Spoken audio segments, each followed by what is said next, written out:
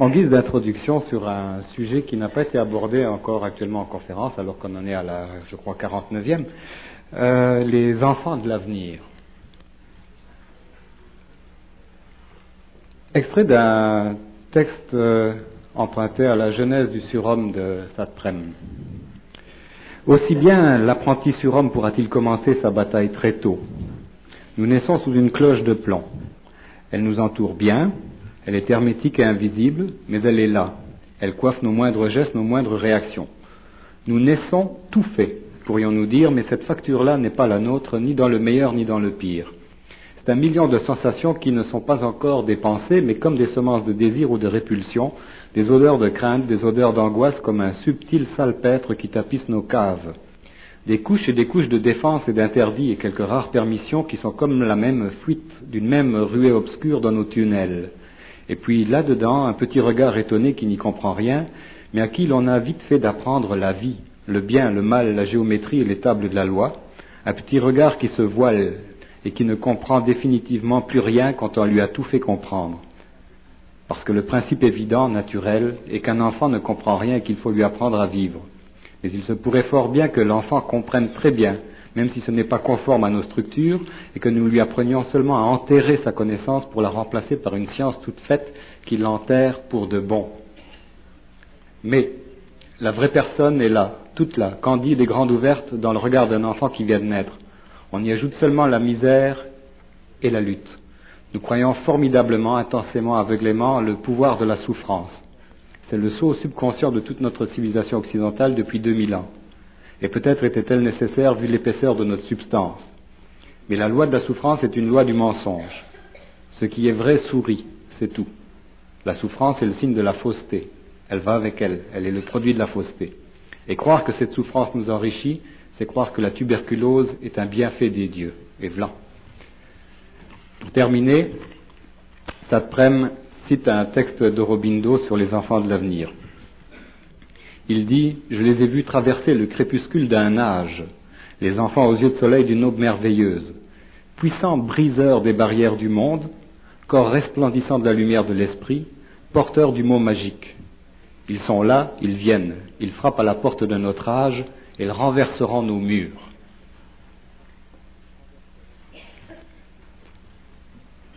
J'ai noté aussi une chose particulière dans ce livre, c'est que Saint-Prème pose une question, il pose beaucoup de questions d'ailleurs, sous un chapitre intitulé « Le feu du nouveau monde », il dit « Mais quelle est cette nouvelle conscience apparue soudain en l'an de grâce 1969 de notre évolution ?»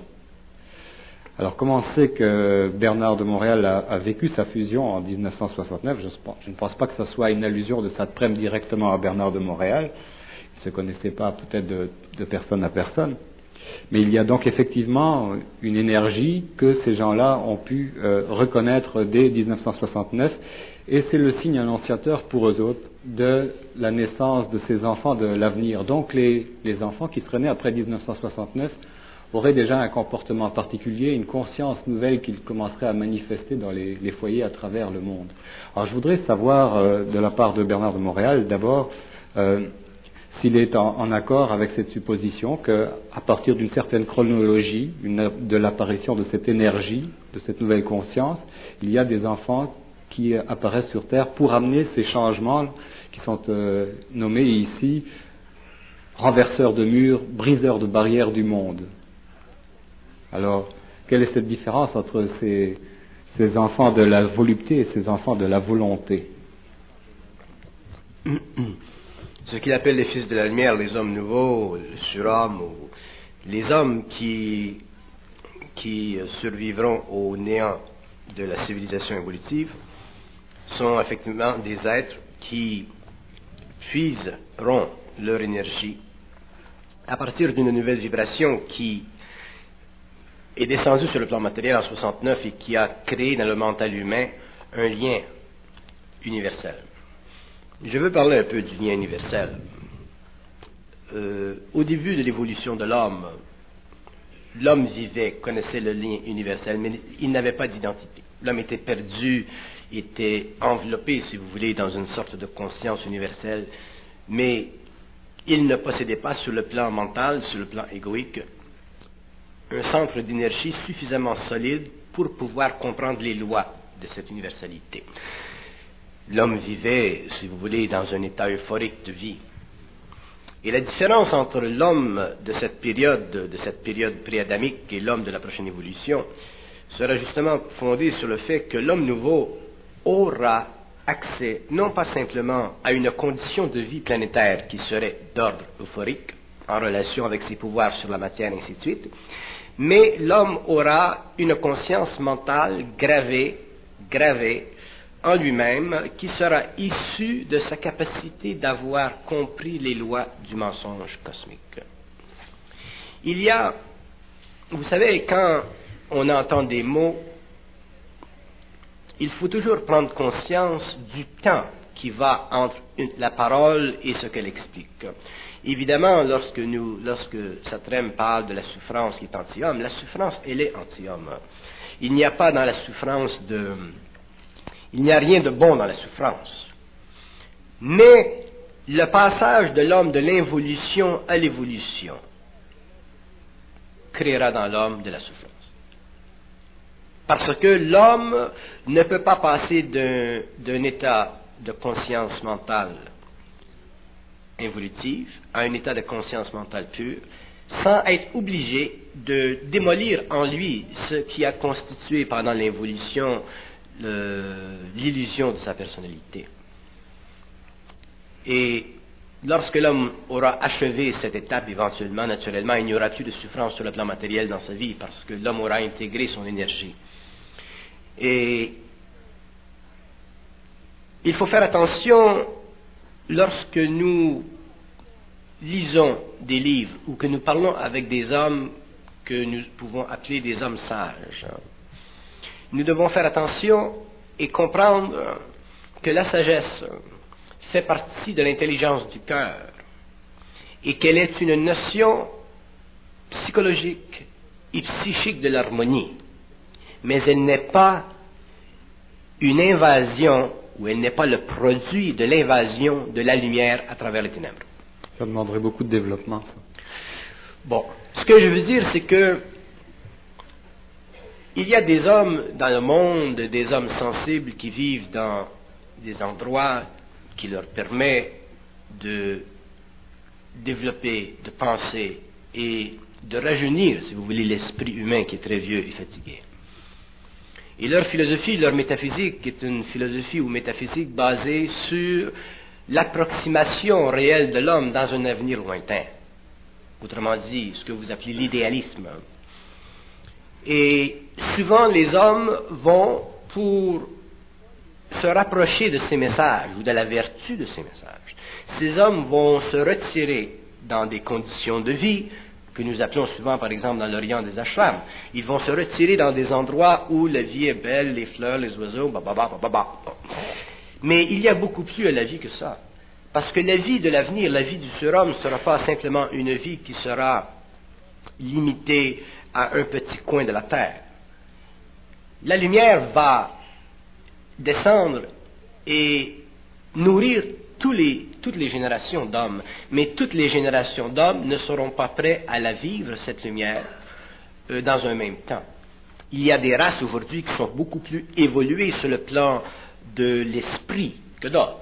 Il y a des races qui sont plus matérielles, il y a des races qui sont plus prisonniers de certaines formes que d'autres. Donc chaque race représentant une personnalité de l'humanité va vivre cette descente dans un temps qui convient à sa propre évolution. Mais sur le plan individuel, les hommes qui passeront de la conscience de la race. Conscience de la race veut dire l'impression génétique de la mémoire, représentant la totale définition de la personnalité inconsciente et servant de point de rencontre entre ce que j'appelle la liberté future de l'homme et l'abîme d'aujourd'hui. J'ai déjà dit que le libre arbitre n'existe pas. J'ai déjà dit que l'homme de demain sera un être libre. Être libre veut dire avoir un contact universel avec l'énergie et pouvoir, sur le plan matériel, à cause de l'harmonie de nos centres, pouvoir utiliser cette énergie selon l'intelligence de l'homme que l'énergie lui donne. Tandis que le libre arbitre est simplement une notion philosophique de l'homme basée sur les lois de causalité. loi qui n'est que l'extension psychologique de son moi. L'homme deviendra libre, mais pour passer du libre arbitre qui est illusoire mais nécessaire et qui fait partie de l'évolution à la liberté totale de l'homme qui révélera son identité, il faudra une période de transition pour l'homme. Et ce que les penseurs spirituels, les grands hommes, Satrem, Aurobindo et tous ces hommes n'ont pas pu évaluer dans leur existence, parce qu'ils ne faisaient pas partie du processus de fusion, c'est qu'il doit y avoir une période de transition entre l'homme ancien et l'homme nouveau. Et cette période de transition, c'est une période qui sera marquée par la souffrance, c'est-à-dire qu'elle sera marquée par le feu de l'énergie qui fera éclater dans l'homme les formes. Et un des grands hommes qui a vu cette période-là, c'était le pape Jean XXIII, lorsqu'il a dit « Les fils de la lumière souffriront de grandes souffrances ». Et c'est impossible de passer d'un état... Je vous donne un exemple. Supposons que nous prenions une personne dans la salle et que nous disions à cette personne, pour passer de ce stage de l'involution à l'évolution au niveau de votre personnalité, il vous faut faire telle chose, telle chose, telle chose, telle chose, telle chose, telle chose, telle chose, telle chose. Vu à partir de l'esprit, ce que cette personne aurait à faire, sur le plan psychologique, ce ne serait pas acceptable. Aucun homme ne pourrait lui faire, parce que la souffrance serait trop intense. Mais l'esprit, la lumière de l'homme, son intelligence créative, son lien universel, son double, sa nature, en dehors de sa personnalité, peut lui faire ceci. Parce que, de l'autre côté de la barrière, il n'y a pas de temps. On n'est pas pressé. 20 ans pour l'évolution ou la transmutation d'un homme, c'est court. 20 ans pour la transmutation de l'homme, c'est rien. Donc, l'homme passera de l'involution à l'évolution par une période de transition, et cette période de transition sera arrêtée. Autrement dit, il y aura, vers la fin du siècle, une situation dans le monde créée par un homme qui fait partie de tout ce mouvement de la lumière vers la Terre, en relation avec cette race racine, mais aussi en relation avec les gouvernements mondiaux. Il y aura un homme qui ouvrira ce qu'on appelle un tunnel dans les terres et qui permettra que finalement ces hommes qui sont prêts, qui sont dans différents pays et qui sont prêts, puissent finalement se diriger sur une longueur d'onde qui les amènera à reconnaître l'indivisibilité de la conscience humaine, c'est-à-dire la capacité de l'homme de passer d'un espace-temps à un autre. Mais ceci ne se produira pas tout de suite parce que il doit y avoir aujourd'hui dans le monde des expériences à l'échelle mondiale qui représentent dans le fond la comptabilité de l'humanité. Quand on vient au monde dans un pays ou quand on vit certaines expériences dans un pays, on vit toujours ces expériences en fonction de la pérégrination de l'âme. Il y a une comptabilité. S'il n'y avait pas de comptabilité, s'il n'y avait pas de loi d'équilibre, il n'y aurait pas d'évolution. Donc il y a des hommes qui viennent sur le plan matériel pour faire telle expérience, d'autres hommes pour faire telle expérience, et aujourd'hui l'humanité est à un stage où, si nous la considérons dans ses configurations astrologiques ou planétaires, elle est à un stage où tout, dans le cosmos astral, autrement dit tout ce qui fait partie de ce que j'appelle le monde de la mort, se tend contre elle. Autrement dit, plus l'homme devient intelligent dans le mental évolutif sur le plan de la technique, plus il devient ou plus il manque d'intelligence dans le mental supérieur sur le plan de l'esprit. Et cette dualité, cette confrontation entre les deux états de l'homme va créer les souffrances de l'humanité que les hommes nouveaux, que les fils de la lumière réussiront à réaliser et à passer à travers pour une raison seulement, c'est qu'ils ne se feront pas influencer émotivement ou psychologiquement par ce qui se passe dans le monde. Et ça, c'est une des raisons fondamentales pourquoi je me suis toujours empêché en public de parler prophétiquement. Pour que l'homme comprenne que ce n'est pas important qu'il se passe telle chose ou telle chose ou telle chose dans le monde dans 5 ans ou dans 10 ans ou dans 20 ans. Ce qui est important, c'est que l'homme en arrive au cours de ces années à être intégré dans son énergie pour pouvoir facilement passer à travers ces événements. C'est un peu le but, l'objectif de votre travail. C'est le but de mon travail sur le plan psychologique comme je fais aujourd'hui ou même sur le plan de la science. Mais je ne suis pas prêt aujourd'hui sur le plan de la science à travailler avec la communauté scientifique mondiale, je dois travailler avec des individus en particulier pour que eux, demain, lorsque le temps sera venu pour faire certains travaux, soient prêts à travailler sur le plan de la science, non en fonction des lois des monopoles, ou en fonction des lois monétaires, ou en fonction des lois économiques ou des pressions politiques d'aujourd'hui, mais en fonction d'autres principes qui seront établis dans ce temps-là. Mais nous sommes aujourd'hui en 1986, à une période qui n'a pas atteint encore son maximum. D'ailleurs, je remarque que j'écrivais dernièrement que la seconde fondation de l'homme viendra aux alentours des années 2060. Donc, ce que j'appelle la deuxième fondation, la première fondation, c'est la fondation qui a permis à l'homme d'évoluer jusqu'à aujourd'hui. La deuxième fondation sera la période qui permettra à l'homme de passer d'un état de conscience à un autre. L'homme de la deuxième fondation ne fera plus partie de l'humanité. L'humanité telle que nous la considérons aujourd'hui ne sera plus telle qu'elle est. Et il y aura entre la première et la deuxième fondation une période transitoire, et c'est cette période transitoire qui ne fait pas partie du savoir de l'humanité aujourd'hui. Et cette période transitoire, elle est très importante parce qu'à l'intérieur de cette période, il y aura une reconfiguration des nations, un réajustement des lois économiques, un réajustement du pouvoir politique des nations, et aussi un réajustement dans l'esprit des nations, du pouvoir de la conscience individuelle, afin que des hommes puissent finalement commencer à s'individualiser pour pouvoir supporter le choc qu'ils vivront lorsque l'homme passera de la première à la seconde fondation.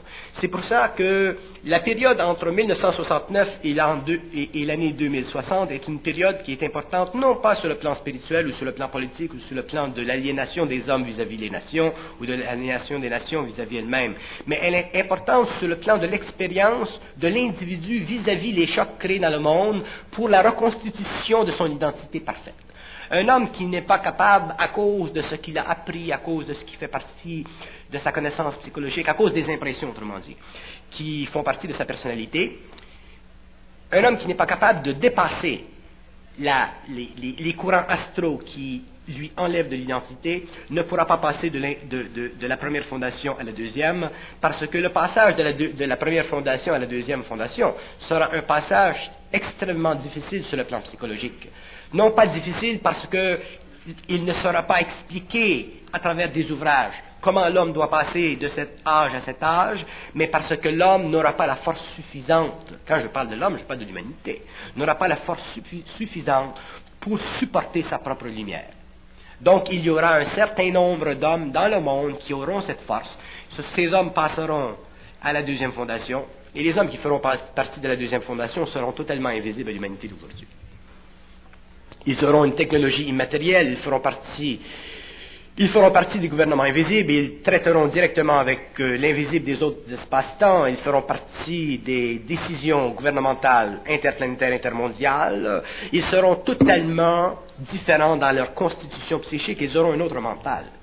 Mais l'homme qui passe de cette position aujourd'hui à cette position demain, ça, c'est le Fils de la lumière qui commence à grandir.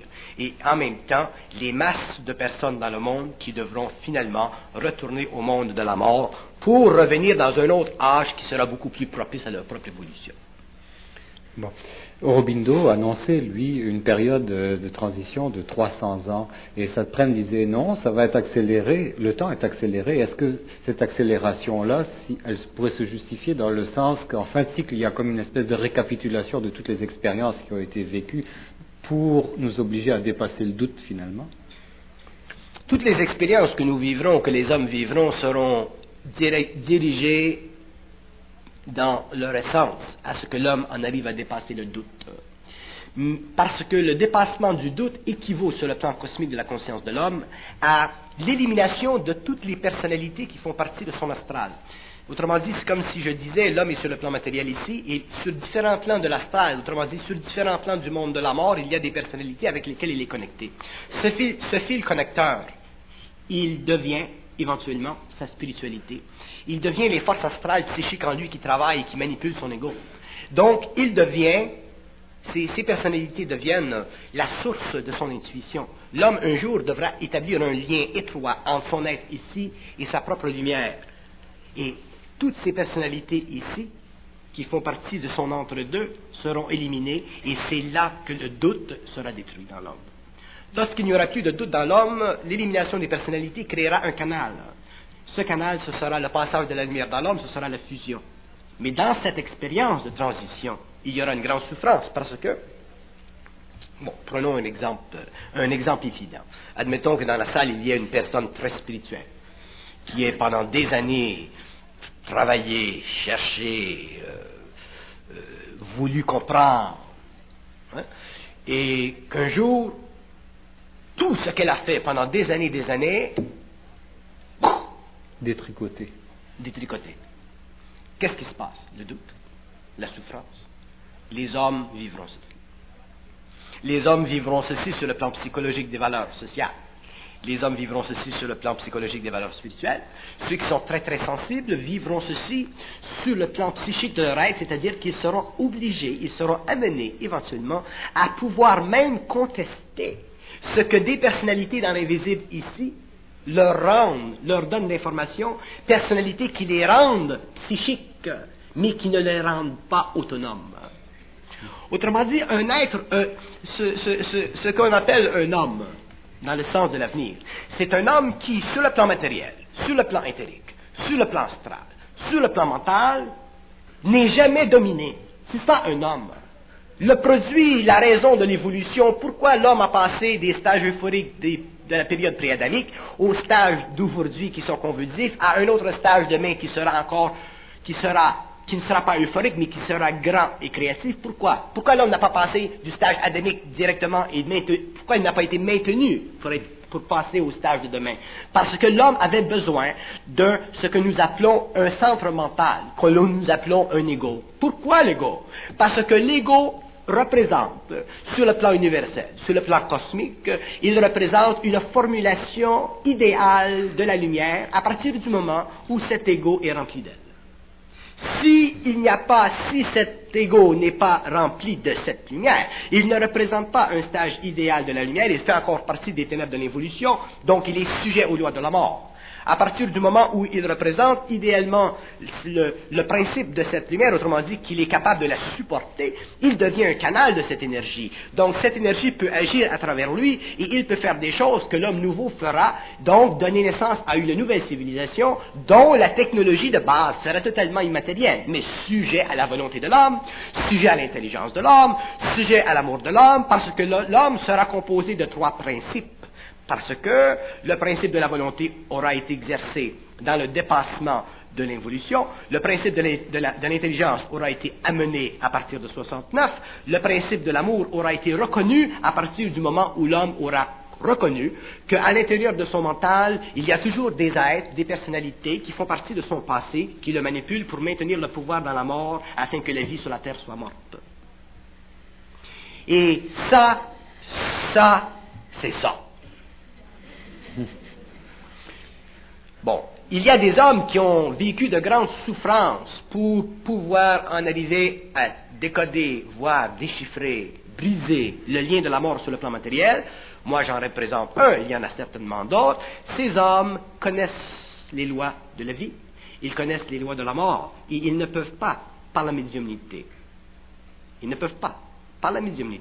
être empêchés de savoir. Parce qu'un homme qui est dans sa lumière, il sait toujours plus que les entités dans le monde de la mort. Et ça, c'est une des raisons fondamentales pourquoi aujourd'hui, sur les plans astraux, dans le monde de la mort, il y a énormément de tremblements, énormément d'émoi, parce que les morts sont des êtres qui sont un peu comme nous. Ils ont été enculés par les forces lucifériennes. Mais avant, ils ne le savaient pas. Et ce sont les hommes de la terre, les nouveaux initiés, qui vont leur faire savoir. Donc, automatiquement, il se produit dans le monde astral une très grande révolution, un très grand changement, et il y aura éventuellement une prise de position nouvelle vis-à-vis des âmes qui sont dans ces mondes, et éventuellement, ces âmes se libéreront, pourront revenir sur la Terre ou pourront aller sur une autre planète, mais cette fois, ils sauront que finalement, la lumière et la matière sont unies. Mais il y a une règle du jeu dans l'invisible, c'est celle de savoir, pour l'homme conscient, que la vie, ce que nous appelons la vie, poétiquement, spirituellement, que la vie, c'est de la merde. Un homme qui ne sait pas que la vie, c'est de la merde, il ne peut pas savoir qu'est-ce que c'est la vie. Parce que la vie, ce n'est pas simplement un mouvement de l'énergie à travers les sphères jusque dans la matière. La vie, c'est un mouvement de la lumière à travers les formes qui ont été créées par l'ancienne vie pour le débouchage sur une autre vie. Autrement dit, la vie qui existe sur notre planète aujourd'hui, ce n'est pas la vie.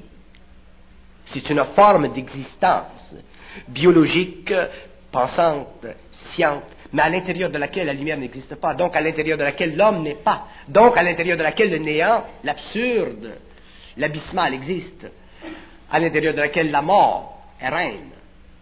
Ça, ce sera détruit lorsque l'homme passera à la deuxième fondation. Il va y avoir une mutation de la mort. Une mutation totalement de la mort. Lorsque l'homme mourra, il ne mourra pas, il changera simplement de plan. L'homme sera content de mourir. Parce que, à ce moment-là, il regardera ce qu'il aura fait.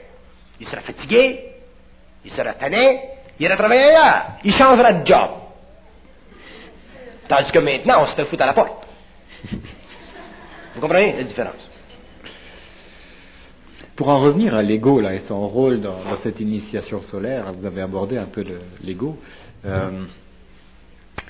Est-ce qu'on pourrait dire que l'ego est le gagne-pain de l'esprit, dans le sens qu'il gagne le pain de la lumière à la sueur de son front, de ses expériences dans la vie? L'ego, en fait, ce qui souffre en nous à travers cette initiation-là, c'est l'ego, dans cette volonté de dépasser le doute.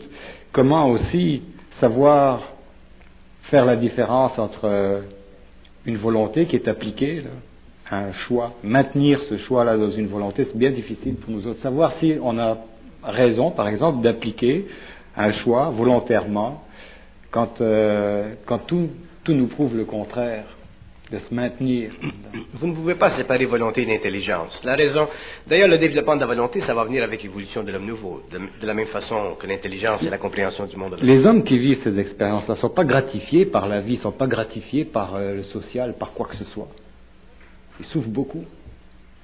Les hommes, vous voulez dire les hommes qui vont vers l'évolution? Les hommes sont dans cette transition, oui. Oui, ben c'est justement ce que je veux dire.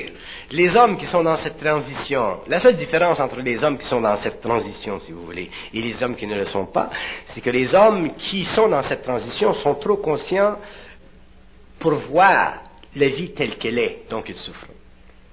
Les hommes qui ne sont pas dans cette transition, ils sont inconscients de la vie telle qu'elle est, dans sa réalité, mais ils sont conscients perceptiblement de la vie telle qu'elle est dans son irréalité, et eux autres souffrent aussi, mais ils ne souffrent pas de la même façon. Un homme conscient ne souffre pas de la même façon qu'un homme inconscient. La souffrance de l'homme inconscient, c'est une souffrance pour l'âme, elle sert à la mort, elle sert à l'évolution des modèles de vie futurs. Tandis que la souffrance de l'homme conscient sert à la transmutation de son mental. Un homme conscient qui souffre, éventuellement, je parle conscient, un homme conscient qui souffre, éventuellement, devient totalement identifiable à lui-même. Il devient totalement libre. Tandis qu'un homme inconscient qui souffre, il subit la souffrance. L'homme conscient qui souffre, il ne subit pas la souffrance. Il la vit à cause de sa sensibilité, à cause de l'énergie de la lumière qui entre en lui et qui passe à travers les différents plans de sa conscience. Vous croyez que ce n'est pas une souffrance lorsque la lumière descend dans l'homme et qu'elle fait éclater, par exemple, les hautes formes du sacré? Un homme qui est spirituel, un homme qui est moindrement spirituel, comme nous l'avons été, et que cette lumière passe dans l'homme, et qu'elle est télépathiquement représentative de son mental, et qu'elle lui dit ça, c'est ça, ça, c'est ça, et que tout le château de cartes de son évolution tombe. Vous croyez que ce n'est pas une souffrance? Et l'homme, lui, il est obligé de supporter et de ne pas devenir fou. Donc, dépasser le doute. Il n'y a pas de choix. Pourquoi? Parce que la lumière, elle est à l'origine de tout. La lumière, elle est à l'origine du matériel, du plan terre, de l'animal, de l'homme, du surhomme et des autres êtres qui viendront après. La lumière, elle est à l'origine de tout. Donc, la lumière, lorsqu'elle est véhiculée ou qu'elle se canalise dans un être humain, lorsque les sens ont été ouverts, lorsqu'elle descend sur une planète comme elle l'a fait en 69, elle ne peut plus être arrêtée, cette énergie. Donc, qu'est-ce qu'elle fait? Elle transmute. Elle va transmuter certains êtres plus rapidement que d'autres parce qu'ils sont plus sensibles. Mais quand elle passe, c'est pour ça que je disais dernièrement, il n'y a aucune nation, il n'y a aucune forme de gouvernement dans le monde qui puisse retarder l'évolution de l'homme en tant qu'individu. Qui puisse retarder l'évolution de l'humanité, oui. Mais qui puisse retarder l'évolution de l'homme en tant qu'individu, c'est impossible, parce qu'un homme qui est dans cette énergie, qui est finalement dans cet autre plan mental, il sait. Il n'y a rien de plus facile au monde que de savoir, parce qu'il n'y a aucun effort. Mais pourquoi? Parce que les couches de l'oignon ont été enlevées. Ce qui rend le savoir difficile et qui fait du savoir de la connaissance factice, temporaire, historiquement conditionné, ce sont les plures de l'oignon. Si vous êtes à la maison où quelqu'un vous demande quelque chose que vous ne savez pas, en tout cas c'est ce qui se produit dans mon cas, que ce soit dans n'importe quelle zone, bon, j'écoute et ça me passe. Et je suis tellement habitué que je n'ai même plus besoin d'écouter, je pense. Donc, la fusion permet à l'homme de savoir ce qu'il a à savoir, mais pas au niveau de l'ego. Pas en tant que réflexion dans l'ego, pas en tant que toute cette oignonnerie, mais en tant que centre qui répond parfaitement à cette énergie. C'est ça l'homme nouveau. Bon, mais vous-même, vous avez souffert dans votre fusion. L'homme en transition va souffrir encore, alors si on en croit, ce qu'on a dit au début que la souffrance était la signature du mensonge. La souffrance est la signature du mensonge parce que le mensonge fait partie de la conscience de l'homme. C'est la conscience de l'homme, c'est la signature du mensonge qui fait que l'homme souffre. Pourquoi nous souffrons? Pourquoi nous souffrons? Nous souffrons parce que nous ne sommes pas capables d'absorber cette énergie, cette lumière d'une façon absolue. Nous avons du conditionnel, nous avons des doutes. Effectivement, la souffrance est la signature du mensonge. Mais ceci ne veut pas dire que la souffrance l'homme nouveau ne vivra pas la souffrance. Si moi je suis capable aujourd'hui de voir à travers les voiles, soit de l'astral ou des autres plans, c'est parce que j'ai dû vivre à travers les voiles de l'homme. J'ai dû passer par l'expérience que l'homme passera. Donc ma sensibilité m'a permis de souffrir, peut-être encore plus que l'homme en général souffre, parce que les initiés souffrent énormément, mais elle est nécessaire. Le Nazaréen, il a souffert. Et si un homme s'imagine dans le monde aujourd'hui, qui vient de l'Orient ou de l'Occident, s'imagine qu'il va passer de l'involution à l'évolution sans souffrance, il est parfaitement stérilisé. Il est parfaitement stérilisé parce que c'est une illusion. Soit qu'il demeure dans le mysticisme de sa conscience astrale, ce qui est très bien, mais s'il doit passer de l'involution à l'évolution, il sera obligé de souffrir parce que les temples qui ont été érigés aux dieux pendant l'évolution seront détruits par l'homme pendant l'évolution. Il n'y a rien qui va se tenir. Ce qui est nécessaire, ce qui répond aux besoins de l'humanité ou des grandes masses humaines aujourd'hui, fait partie du mensonge cosmique qui est nécessaire au stage actuel de l'évolution. Il est nécessaire. Les formes puériles, primitives des différentes religions, les formes plus avancées, intellectualisées des autres religions, tout fait partie de la conscience de l'homme. Les hommes ont besoin de cette nourriture. Vous ne pouvez pas leur enlever cette nourriture.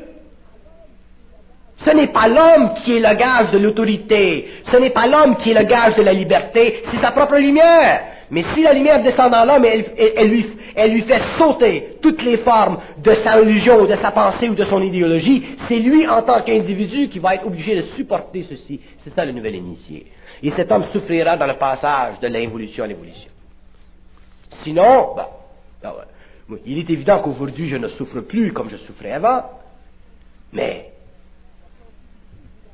la sensibilité vibratoire de l'homme, elle est tellement grande que pour ne plus souffrir, il faut passer d'un plan à un autre, et ceci se fera lorsque l'homme passera du matériel à l'éther.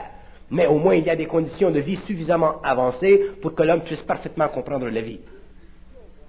Je n'ai aucune illusion, moi, que d'ici à 15 années, je ne vivrai pas certaines souffrances. Mais ce seront des souffrances qui sont palatables. Non pas les souffrances que j'ai vécues pendant les 2 premiers cycles de ma vie, de 69 à 84. Ça n'a pas d'allure. Mais je ne pouvais pas passer à côté. Parce que la fusion, dans mon cas, l'homme vivra la fusion graduellement. Moi, je l'ai vécu dans un instantané. Et la fusion dans un instantané, c'est la fusion dans un instantané. Une minute, tu es quelque chose, et dans une autre seconde, tu es autre chose. Alors imaginez-vous ce que l'homme, avec tout son mémoriel, sa personnalité, ce qu'il subit comme choc. Vous avez été percuté, télescopé dans... Percuté, fragmenté et soutenu. C'est pour ça que je ne suis pas devenu fou.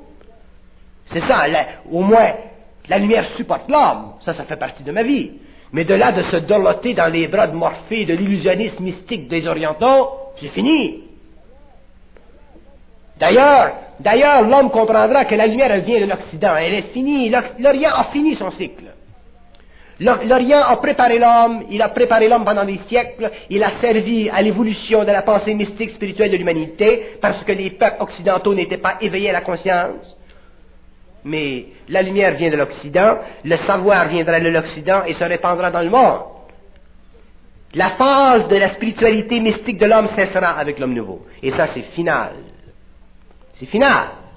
Parce que le mysticisme astral spirituel de l'évolution qui a été ou qui a représenté les formes idéales et les hautes vertus de la conscience humaine sera remplacé chez l'homme nouveau par la puissance de la lumière directement dans l'homme. Donc l'homme n'aura plus besoin de ce mouvement intérieur en lui qui fait partie de sa médiumnité psychique et de son intuition. L'homme nouveau ne sera pas intuitif, il saura. De l'intuition, c'est de l'intelligence partagée. Vous croyez que l'homme puisse se fier parfaitement aux sphères? Il n'y a pas un homme, il n'y a pas un médium sur la planète qui puisse se fier parfaitement aux sphères. Comment vous appelez celui au 19e siècle qui a écrit un livre sur les médiums, le livre des médiums, Kardec? Il a dit, si l'homme cherche la vérité à partir du monde des esprits, il ne la trouvera jamais. C'est impossible. Il avait parfaitement raison, parce que les esprits dans le monde de la mort, les âmes dans le monde de la mort sont régis par les lois de la mort. Et les lois de la mort font partie de l'organisation systémique intermondiale des forces lucifériennes. Et les forces lucifériennes font partie des forces qui descendent vers la matière. Et les forces de la lumière font partie des forces qui sortiront de la matière pour aller vers les éthers qui ne sont pas encore aujourd'hui construits et qui feront partie de la nouvelle alliance entre l'homme et la lumière. Mais tous les concepts qui ont servi à l'évolution de l'homme, l'évolution négative ou la progression évolutive de l'homme, seront totalement transformés. Pendant le passé, pendant les siècles qui ont mené jusqu'à aujourd'hui, nous avons été obligés de croire, parce que l'homme vivait aux dépens d'une conscience collective. Dans l'évolution, l'homme sera obligé de détruire complètement les fondations psychologiques et intuitives de sa croyance pour en arriver à un savoir absolu. Et le savoir absolu sera le produit de sa fusion avec sa propre lumière. Et les hommes auront une conscience universelle, donc entre les hommes qui auront cette conscience universelle, ces fils de la lumière, il y aura une harmonie parfaite, donc il n'y aura plus entre les hommes de questions concernant la réalité, parce que la réalité englobe le vrai et le faux. Donc, les concepts de la vérité et du mensonge font partie de l'organisation systémique du mensonge cosmique.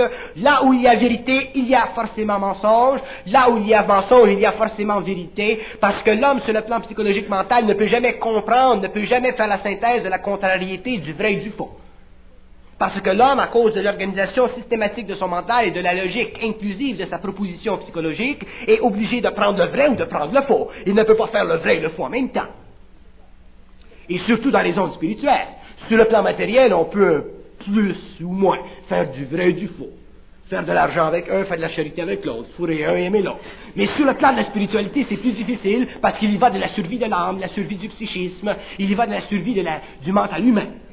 Donc, ça prendra un homme qui sera totalement au-dessus du vrai et du faux. C'est la synthèse de la conscience supramentale, c'est la synthèse de l'homme nouveau, c'est l'expérience de l'homme qui n'aura plus besoin de penser pour savoir, parce que l'homme nouveau ne sera plus intéressé à la connaissance, qui est le partage du vrai ou du faux en une hiérarchie de valeurs qui s'étale sur une base de 10, 15, 20 000 ans et qui fait partie de la mémoire collective de l'humanité. L'homme nouveau se foutra complètement de la connaissance, il n'aura pas besoin de la connaissance, il sera complètement savoir, il appliquera ce savoir sur le plan de sa propre modalité et il créera une nouvelle civilisation qui sera totalement occulte, c'est-à-dire totalement invisible à l'homme de l'évolution. Et est-ce que cette synthèse-là va exclure l'intelligence du cœur pour en revenir? L'intelligence du cœur, ça fait partie de l'intelligence de l'évolution. L'intelligence du cœur, c'est quelque chose que nous avons de besoin et que nous voulons parce que nous avons une émotivité psychologique de notre moi qui, en tant qu'ego, a besoin d'aimer afin de se convertir en valeur suprême. L'homme de l'évolution n'aura pas besoin d'avoir de l'intelligence du cœur, il aura l'intelligence du mental. La différence entre l'intelligence du cœur et l'intelligence du mental, c'est que l'intelligence du cœur n'a pas besoin de... L'intelligence du cœur l'intelligence du mental n'a pas besoin de cœur pour être intelligence, tandis que l'intelligence du cœur a besoin d'émotion et d'amour pour être intelligente. L'intelligence supramentale, la supraconscience que parle Aurobindo, ce sera la lumière dans l'homme. La lumière dans l'homme. Qu'est-ce que c'est la lumière dans l'homme? C'est la lumière dans l'homme, c'est pas l'homme avec sa petite... C'est pas l'homme avec ses petites conditions, c'est pas l'homme avec ses petites émotions, c'est pas l'homme avec sa petite conscience raciale. La lumière dans l'homme, c'est la définition de l'homme nouveau. Ce n'est pas le partage entre l'homme vivant et l'homme mort. Ce n'est pas le partage entre la génération nouvelle et la génération ancienne. Ce n'est pas le partage entre l'histoire nouvelle et la proto-histoire. C'est neuf. Neuf, c'est neuf. Quand tu vas chez Eaton, tu t'achètes une cravate neuve, il faut qu'elle soit neuve. L'homme nouveau, c'est une cravate neuve. Alors, si vous cherchez par toutes sortes de moyens, de connaissances, d'investigations, d'études, pour pouvoir être neuf, mais en même temps avoir un petit peu de vieux, vous vous foutez quelque chose. Dans l'œil. Dans l'œil. Et l'autre dans l'œil. Oui. Ouais. Et je comprends que ce soit facile, que ce soit presque nécessaire, psychologiquement, psychiquement, que l'homme aille chercher le vieux, le neuf, et qu'il le mette avec le vieux. Mais les initiés comme comment il s'appelle, le Nazaréen, il a dit, tu peux pas mettre du vin neuf dans un vieux vase, il va éclater. Et l'homme nouveau, c'est un être qui est neuf. C'est un vase neuf. Il y aura du vin neuf dans l'homme nouveau. Et ceux qui pensent qu'ils vont pouvoir aller dans le monde et prendre un petit peu du vieux et mélanger ça avec le neuf, je vous le dis aujourd'hui, c'est une illusion. C'est impossible.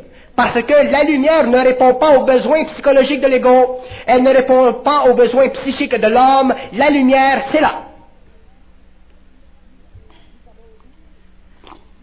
Nous avons joué à la parole, nous avons joué aux mots, nous avons joué avec les mots à en faire une science extraordinairement subtile, complexe, intéressante.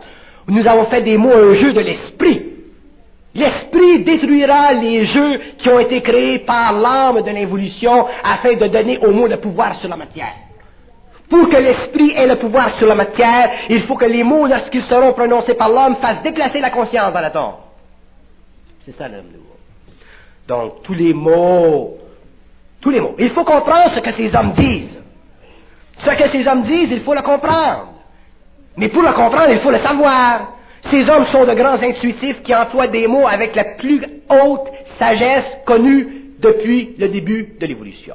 Mais il faut le savoir. Il faut être capable de dire, oui, Aurobindo, il écrit ceci, mais ce que ça veut dire, c'est ceci. L'autre, il écrit ceci, mais ce que ça veut dire, c'est ceci. Vous ne pouvez pas blâmer ces hommes pour avoir écrit ce qu'ils ont écrit. Ils ont écrit ce qu'ils ont écrit en fonction de l'évolution.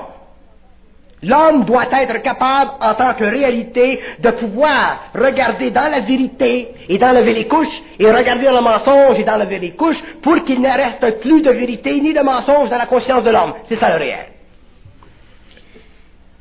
Alors expliquez-moi ce qu'il veut dire ici. Quoi? L'enfant de l'avenir naîtra avec une flamme. Il naîtra consciemment, volontairement, sans avoir à défaire des millénaires d'animalité ou des abîmes de préjugés. L'enfant de l'avenir naîtra avec la flamme. La flamme, c'est le contact entre lui et son double. La flamme, c'est le contact entre lui et l'ajusteur de pensée. La flamme, c'est la télépathie mentale entre l'homme et les effets universels. La flamme, c'est ce que vous appelez l'esprit. La flamme, c'est la lumière. La flamme, c'est la force de l'homme. La flamme, c'est l'énergie de la parole. La flamme, c'est ce qui déclenchera sur le plan humain toutes les forces nécessaires à la construction d'une nouvelle civilisation. La flamme, c'est l'expertise de la lumière à travers la matière. La flamme, c'est l'organisation totale de l'homme dans un portrait totalement nouveau, conçu par les esprits de la forme avant la descente sur la terre de l'homme, avant la prise du pouvoir des forces lucifériennes sur la conscience de l'homme. C'est ça un peu la flamme.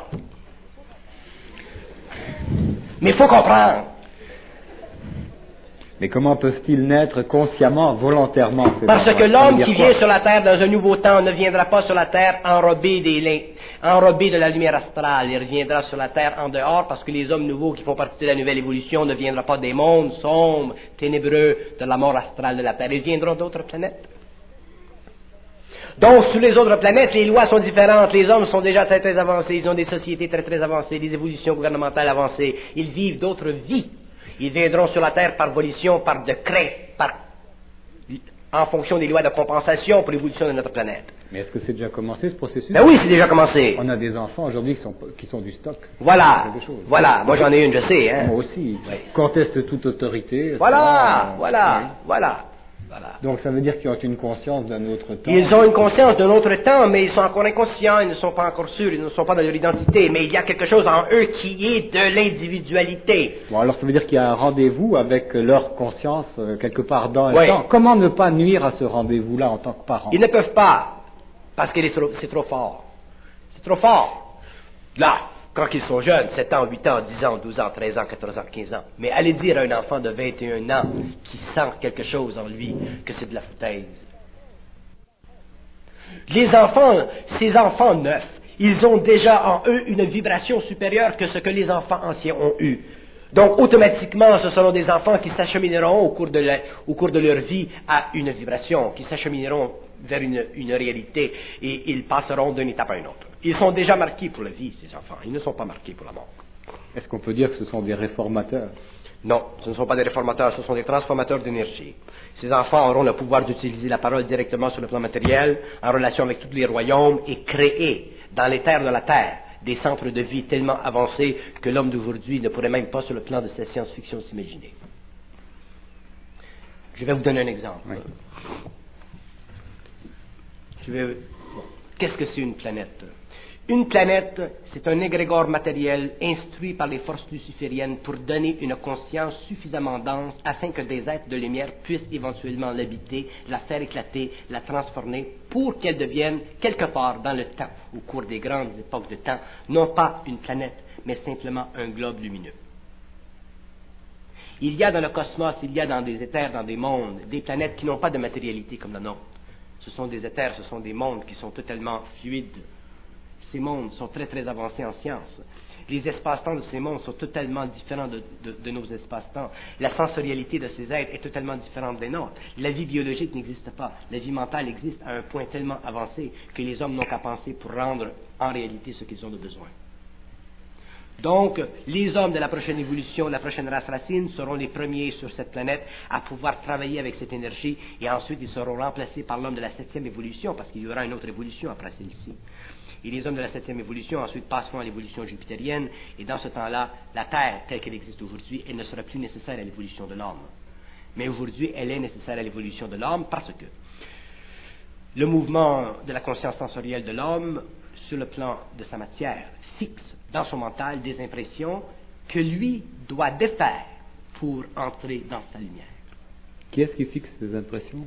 La condition, les conditions de vie sur notre planète fixent dans l'homme des impressions dans le mental que lui, passant de l'évolution à l'évolution, devra détruire pour passer d'un espace-temps à un autre.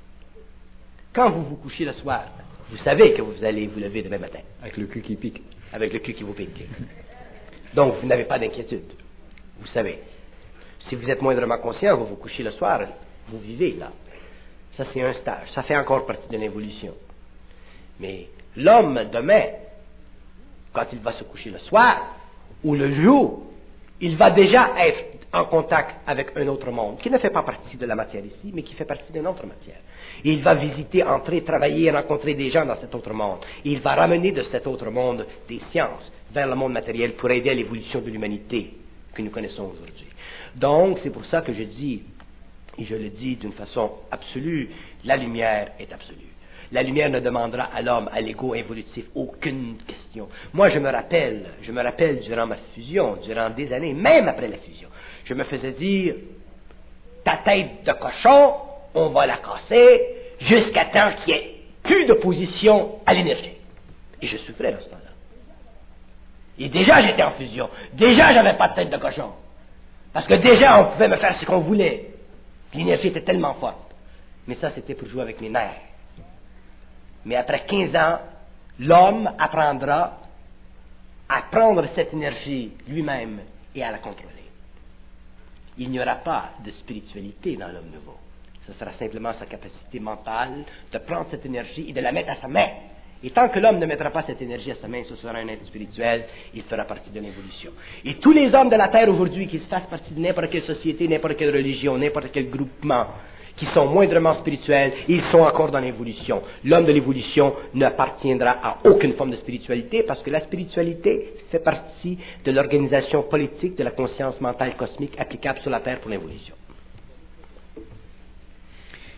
C'est un mythe nécessaire. Quand on, Allez, quand on dit, faut m'arrêter parce que... Allez. quand on dit ici que ces enfants-là seront les puissants briseurs des barrières du monde et qu'ils renverseront nos murs, à quoi est-ce qu'on fait allusion? À quelle barrière, à quel mur? On fait allusion à la forme, aux formes pensées. Les formes pensées sont les barrières, sont les murs du monde, sont la fondation du monde, sont l'organisation, le matériel, le ciment de nos sociétés. Ils sont le matériel qui empêche l'homme de passer de la conscience collective à la conscience individuelle, passer du contact avec la mort au contact avec la lumière. Les hommes nouveaux briseront toutes ces formes. Il n'y aura rien dans la conscience de l'homme nouveau qui ne sera pas assujettissable à la fracture de par sa lumière à travers son propre ego conscientisé. Parce qu'il saura. Il aura dépassé le doute. Quelle que soit la forme que vous employez, que ce soit la forme de Dieu, que ce soit la forme de ci, que ce soit la forme de ça, n'importe quelle forme, toute forme est utilisée au cours de l'évolution pour l'ajustement et l'évolution de l'espèce. Lorsque l'espèce passe d'une étape à une autre, l'espèce doit vivre sur le plan mental, totalement en dehors de la forme. Qu'est-ce que c'est que ça veut dire savoir? Ça veut dire, savoir ne veut pas dire étudier quelque chose. Savoir veut dire parler.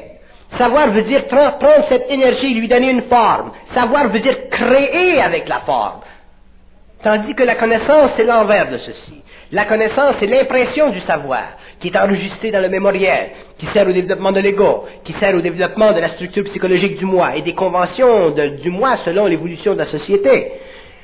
Pendant l'évolution, la connaissance était importante pour l'homme parce qu'elle lui a permis de développer et de personnifier son esprit. L'homme nouveau, le surhomme, ne possédera pas un esprit personnifié, il sera personnalisé dans sa propre lumière. Il possédera une conscience dite universelle, c'est-à-dire que l'esprit et l'homme sera un. C'est ça l'unité de la conscience, c'est ça l'identité, c'est ça le passage de la personnalité à la personne.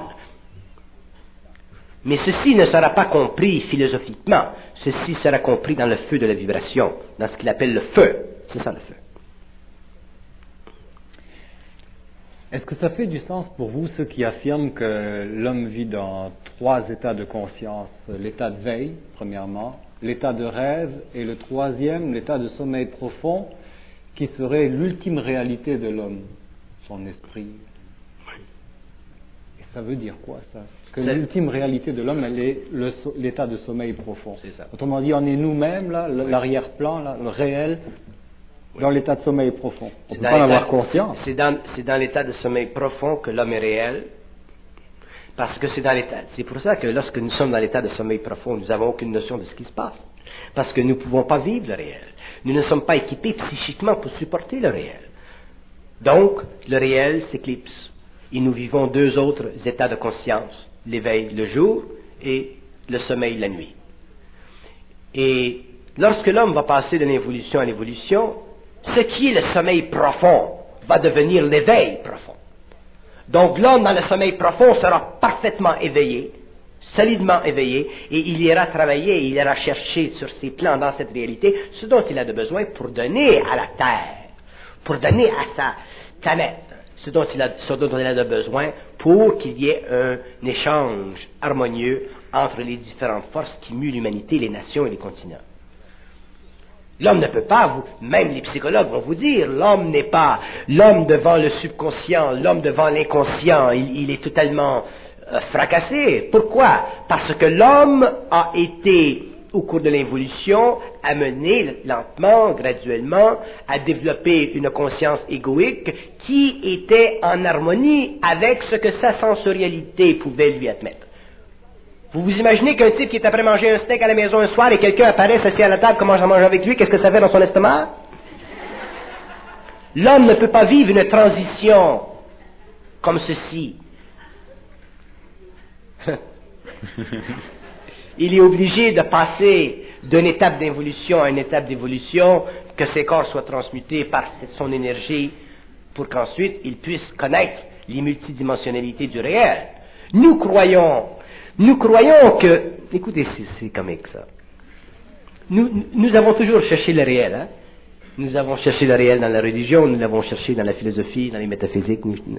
Mais le réel, ça n'existe pas nulle part. Le réel, c'est l'illusion de l'irréel. Enlevez les couches d'oignon, vous avez le réel. Le réel, il est tout partout. Mais nous avons cherché d'une façon dirigée. Nous avons cru que le réel était là, ou qu'il était dans une certaine dimensionnalité de notre pensée. On veut le localiser. On veut localiser le réel. C'est comme une insécurité de l'ego. Voilà, c'est une insécurité de l'ego, alors que le réel, c'est l'expression de l'énergie, de la lumière, à travers les différents plans. Vous voulez vivre le réel sur un plan, la matière. D'ailleurs, c'est ce que je reproche aux hindous. Je reproche aux hindous, aux orientaux, d'avoir dit que la matière, le monde de la matière, c'était une illusion. Ce n'est pas une illusion. C'est réel à un certain niveau. Mais ça faisait partie du jeu de l'astral, parce qu'en disant que la matière, c'est une illusion, qu'est-ce qui s'est produit? Les hommes ont voulu chercher le réel dans l'astral, ils sont devenus des mystiques, ils se sont calés en dessous des arbres, la civilisation a tombé en compote. Hein? Et qui se tire de l'homme?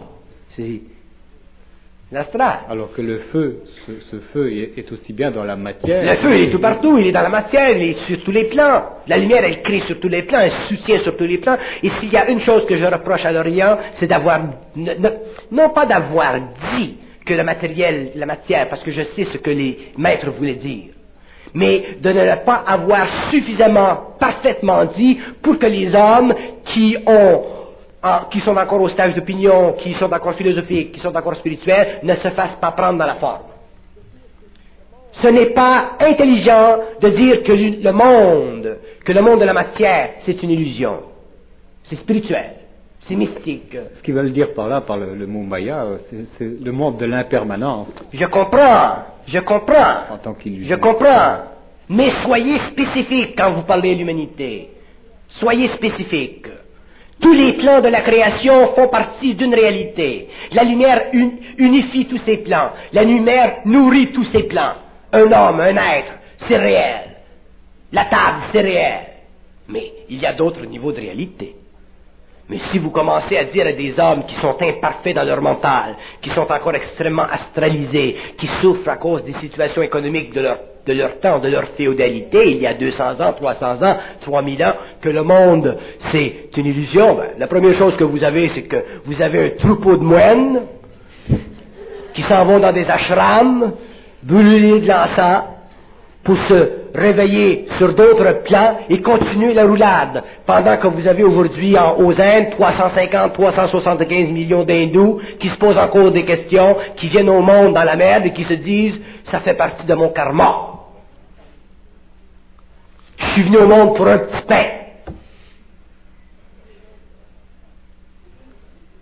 Faut pas parler trop longtemps de ces choses-là parce que je viens fâché. Bien, revenons-en aux enfants. Est-ce que dans la vie de votre enfant, vous permettez d'intervenir, d'imprimer une direction dans sa vie? Je la guide. C'est tout ce que je fais. Quand elle a fini d'être guidée, elle se guide par elle-même. J'ai fini d'élever mon enfant. Elle a 12 ans. J'ai fini. Qu'est-ce que j'ai à faire? C'est fait. Mais je l'ai fait à partir de 0 jusqu'à 12. Jusqu'à 13. Elle est rendue à la puberté. Rendue à la puberté, un enfant ne t'appartient plus psychologiquement ou psychiquement. Est-ce qu'on verra un jour Nicolas Payotte interviewer Christine de Montréal? Quand elle voudra. Merci beaucoup, Bernard.